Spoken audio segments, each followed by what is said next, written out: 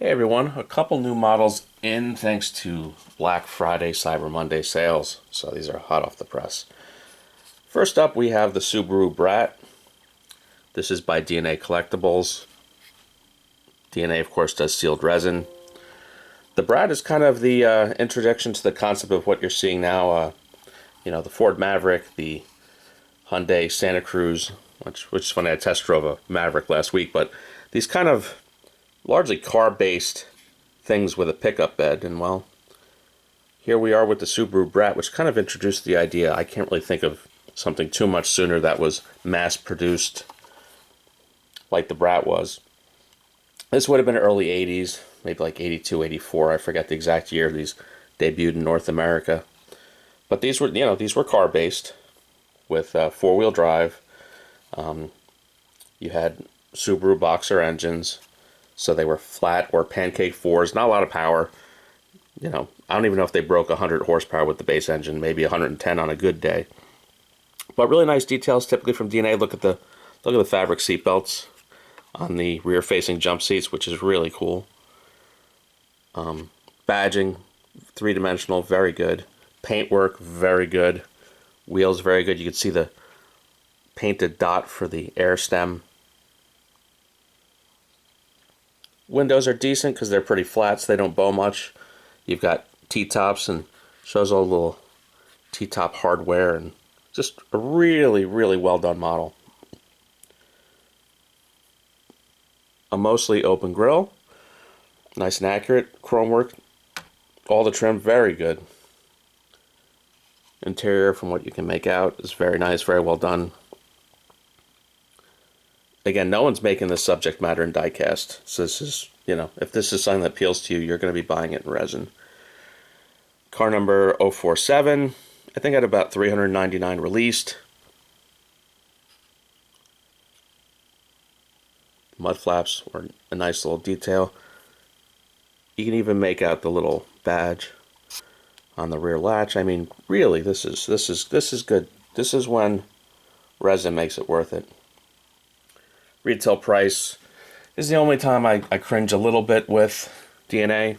It's about $175, $180 landed. Black Friday at 5 diecast, I got that for $125, free shipping. That price, definitely not mad at it. Again, this is the second generation DNA box, which is the open window box with a marked base, Subaru Brat. Nothing too special there.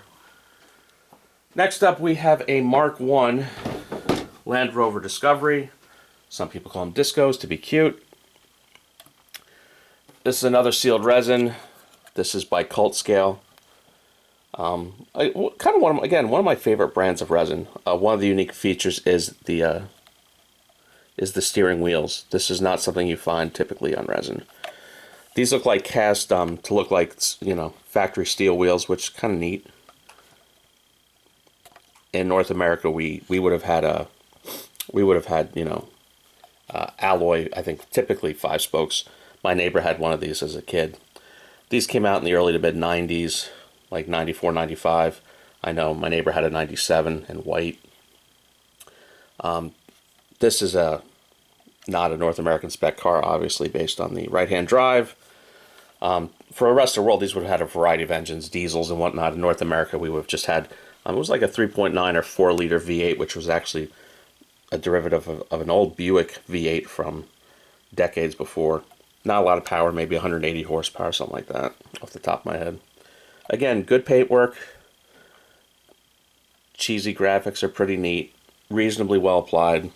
Windows are going to be pretty good in terms of bowing because they're so flat.